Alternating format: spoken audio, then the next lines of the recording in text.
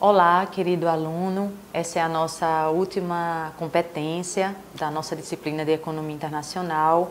Nós vamos ver balanço de pagamentos, que nada mais é do que o registro de todas as transações ocorridas entre os países, tá? Da mesma forma que uma empresa ela faz o registro contábil de todas as suas entradas e saídas, as nações também registram isso entre as transações entre as fronteiras. Tá? Então, nós vamos analisar a partir de agora uma tabela, tá? Essa tabela ela vai mostrar todas as contas do balanço de pagamentos. Nós vamos mostrar através dela todas essas contas. Então vejamos, da mesma forma que qualquer empresa tem o seu balanço, um país também deve ter o seu. E esse registro de transações internacionais do país com o resto do mundo é chamado em economia de balanço de pagamentos.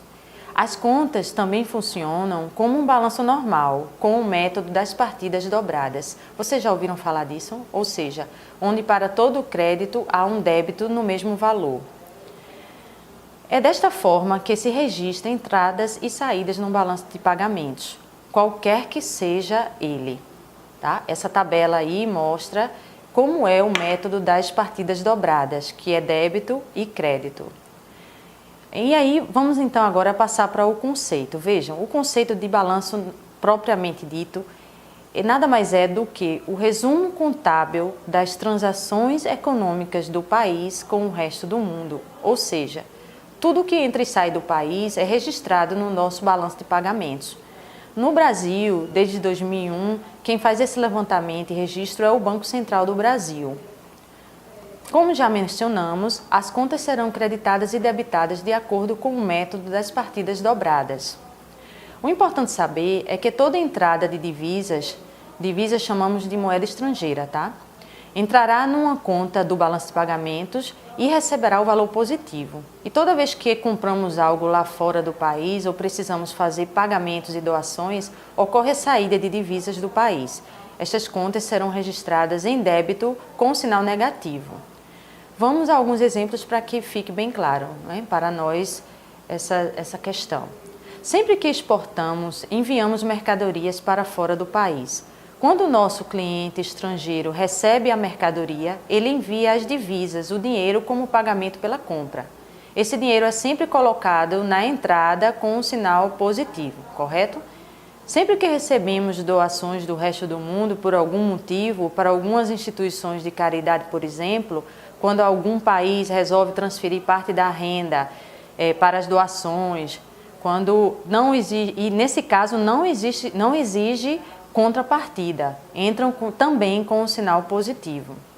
Sempre que recebemos empréstimos, também a conta é creditada e quando vendemos ativos na Bolsa de Valores, essa conta também será acreditada e entrará com um sinal positivo. E a saída de divisas? Quando essas contas são debitadas e receberá sinal negativo? Sempre que falamos em importações, nós estaremos comprando mercadorias fora do país. Na medida que as mercadorias vão chegando aqui no Brasil, vão saindo as divisas para pagar essas compras. E essa transação é registrada na conta de saída com um sinal negativo. Da mesma forma que se fizermos pagamentos de doações, pagamentos de empréstimos e compra de ativos, certo? O importante agora é entender bem a estrutura de um balanço de pagamentos, como funciona, onde estão as contas, onde são feitos os registros.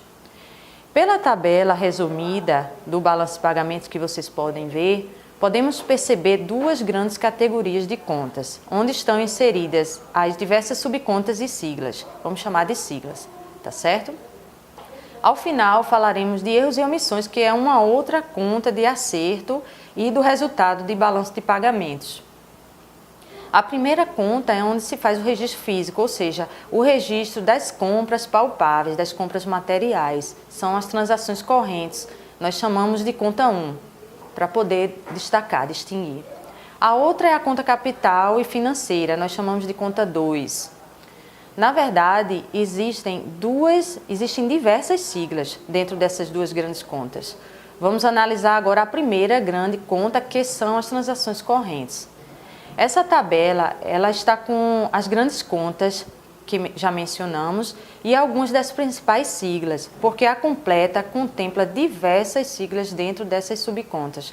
São muitas de verdade, que nem daria para colocá-las aqui inteiramente no monitor, tá certo? Então vamos ver apenas essas que vamos demonstrar. Se vocês quiserem, poderão ver depois uma tabela realmente completa, se quiserem se aprofundar no assunto. Vamos explicar agora cada uma dessas principais, tá? A conta de transações correntes, ela é formada pela balança comercial, que chamamos de conta agora 1.1, né? Ela está abaixo da conta 1. A conta serviços e rendas 1.2. Separei as duas para podermos entender melhor de que contas ela é formada. E as transferências unilaterais correntes, que é a conta 1.3. Iremos estudar agora cada uma dessas três contas. Não esqueça que elas formam a conta de transações correntes, ok? Então, quando se exporta ou importa alguma mercadoria, esse registro entra na conta da balança comercial. Conforme já mencionamos, quando um país exporta, ele está vendendo algum bem ou serviço a outro país e está sendo pago por essa venda. Desta forma, o registro é feito positivamente na balança comercial e, portanto, também no balanço de pagamentos. Representa uma entrada de divisas, de moedas estrangeiras, não é? Na contabilidade de nosso país. Do contrário, quando o país importa, trazendo, né, mercadorias, ele traz mercadorias, ele está comprando essas mercadorias em outro país, portanto terá que pagar essa transação, fazendo com que a conta balança de pagamentos da grande conta transações correntes seja debitada. Entra, portanto, com um sinal negativo. Assim, a balança comercial é o resultado líquido dessas transações de exportações menos importações. Matematicamente falando, podemos dizer que balança comercial, representada pelas letras B, C, X a exportação da balança e M a importação, tá? Dizemos que ocorreu um superávit na balança comercial quando o valor das exportações for maior que o valor das importações. Como a exportação refere-se a uma entrada de divisas e as importações a saída de divisas, quando a exportação é maior que a importação, dizemos que o resultado líquido é positivo, ou seja, superavitário, tá? E que ocorre um déficit na balança comercial quando as importações forem maiores que as exportações. Então, por que déficit? Porque o valor da saída de divisas das importações é maior que as exportações.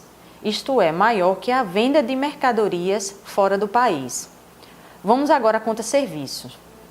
Ela registra toda a compra ou venda dos serviços que as empresas prestam, isso entre os países, tá?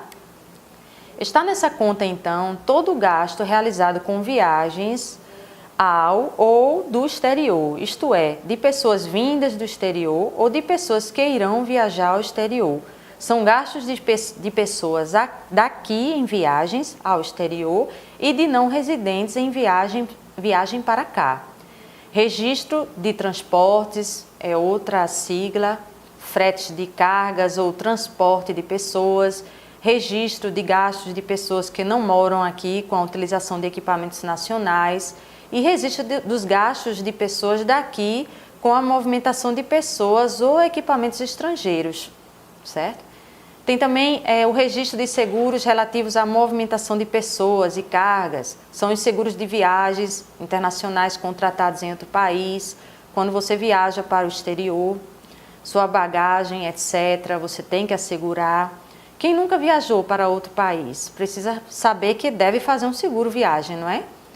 Porque se houver algum problema lá fora, como por exemplo, se ficarem doentes, ou se extraviar malas, etc., você terá uma cobertura.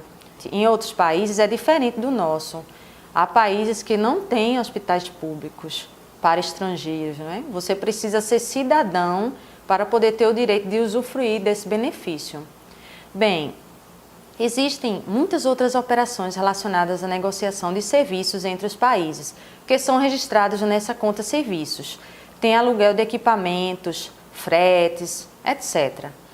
Concluímos então que existe também a compra, que é a importação, e venda, que é a exportação, né, dos serviços, quando temos também um resultado líquido dessas transações, onde o resultado líquido da balança de serviços é igual às exportações de serviços menos as importações. Na conta rendas, já é outra conta, registram-se os salários pagos, os lucros de empresas multinacionais. Estas empresas, elas enviam seus lucros para os seus países de origem e as empresas nacionais que operam fora do Brasil enviam para cá os seus lucros. Tem também os juros nessa conta de empréstimos. Todo empréstimo que se toma em outro país, os juros também são registrados nesta conta. Tanto os juros de empréstimos tomados ou cedidos a outros países. Cuidado para não se atrapalharem, tá? Agora é a última conta da conta transações correntes, dessa primeira grande conta. São as transações unilaterais correntes.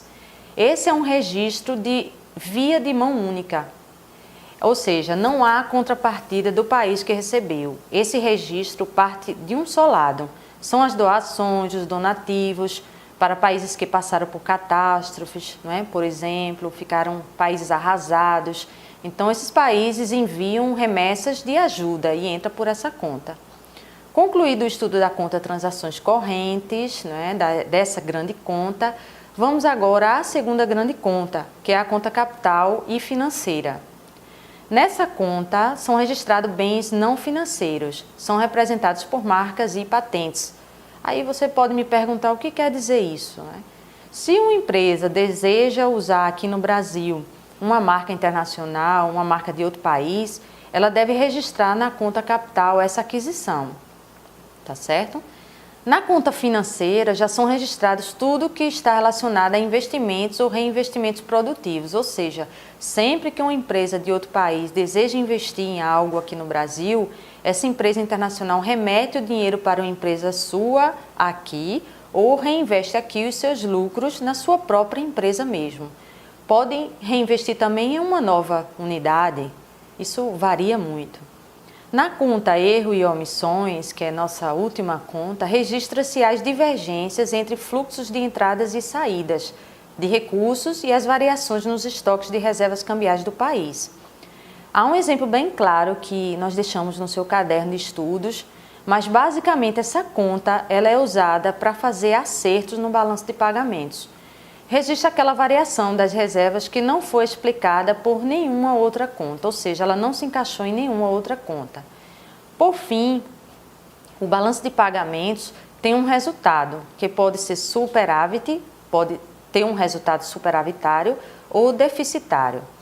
Ou seja, se as entradas de capital estrangeiro for maior do que as saídas de capitais, a saída do capital, não é? Dizemos que houve um superávit. Se as saídas forem maiores, disse que houve um déficit. Esta nova tabela que eu coloquei agora para vocês, tem também no caderno de estudos, tá? Ela é mais atualizada, é a mais atualizada do Banco Central. Percebam que houve um déficit no balanço comercial no ano de 2013. Observe que tivemos um saldo negativo na grande conta de transações correntes nesse mesmo ano de 2013, infelizmente de 81.227.000, tá? Veja também que temos saldos negativos na conta serviços e rendas nos 3 anos mencionados. Provavelmente gerou um impacto negativo da conta de transações correntes e, por conseguinte, no balanço final, né? Mas existem, gente, muitas outras siglas, muitos detalhes que não comentamos para não confundir. Se você for analisar mesmo um balanço de pagamentos, terá que estudar diversas contas que aqui foram omitidas, porque esse assunto realmente merece especial atenção. Se vocês quiserem depois, como falei já, se aprofundarem, essa competência, ela objetiva apenas mostrar de uma forma geral, ela não iria se aprofundar no balanço de pagamentos. Gente, vejam só, essas siglas, como eu falei, são diversas siglas no balanço de pagamento. Se vocês quiserem realmente se aprofundar, terão que entrar lá no site do Banco Central, pegar uma tabela completa, tá, para analisar sigla por sigla dentro de cada uma dessas contas, tá certo? Os gastos dos brasileiros, por exemplo, nessa sigla de viagens internacionais, pode ser um dos grandes motivos dos déficits que ocorrem, não é? Esse é um grande problema no nosso país, a questão das viagens internacionais, ou seja, o que os turistas deixam de gastar aqui, gastam lá fora. Então fica como uma saída no balanço de pagamentos e registra e muitas vezes dá um resultado de déficit. Bem, meu caro companheiro de jornada, eu deixo aqui o meu abraço fraterno e carinhoso para vocês, dizendo que contem comigo. Eu espero que você tenha aprendido algo destas belíssimas lições de economia. Então fica aqui para você uma frase para reflexão, para nós reflexionarmos sobre isso. É de um filósofo francês, psicanalista também, chamado Jacques Lacan. Eu posso saber tudo o que disse, mas nunca posso saber o que o outro escutou. Então, reflita sobre essa frase. A partir de agora, estarei sempre com vocês no AVA, sempre com você no AVA. E contem comigo até que vocês concluam essa disciplina. Eu vou esperar muito ansiosa que vocês tenham êxito, tá bom? Um tchau muito carinhoso para vocês.